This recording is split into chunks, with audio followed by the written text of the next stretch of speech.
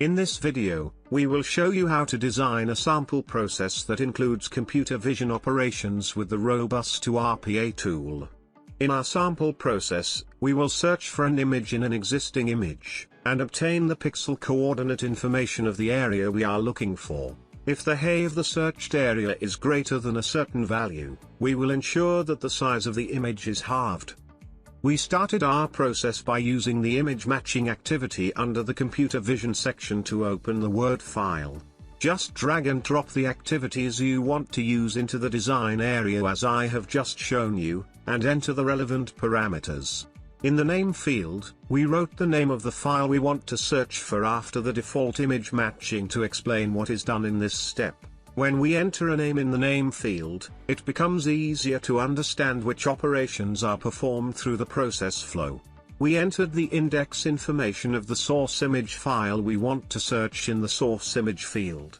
In the search image field we entered the index value of the image we want to search within the source image, together with the file name and extensions.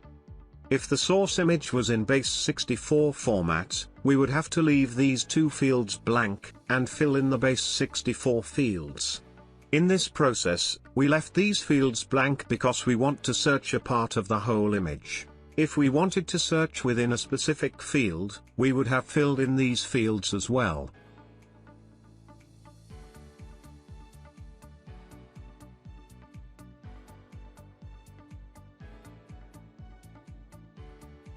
In the mandatory coordinate fields, we wrote the variable names that we want to assign the search result to.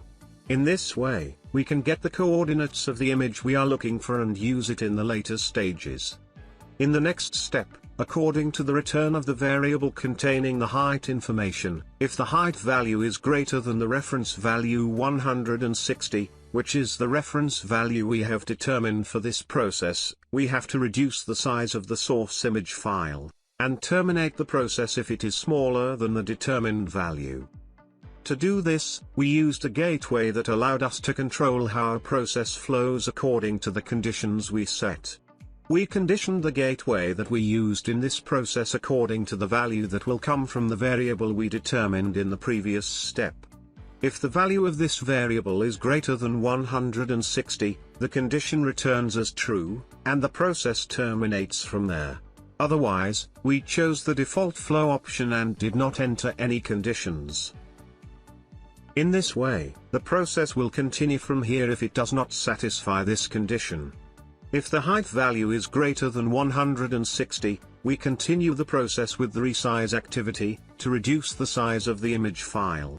In this activity, we entered the source image file in the input image field, and in the output image field we enter the directory information of the new size reduced image file together with its extensions.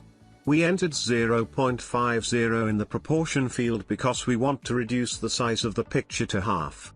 Lastly, we finished our process with an end event. Now let's run our process by clicking the Run button.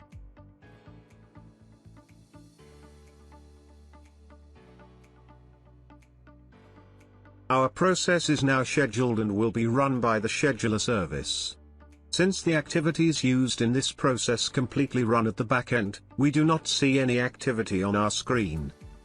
In the scheduled process pages, we can see our process was completed successfully. You can follow the steps ran in the process, and see the detailed information about the variables that were used in the process on this screen.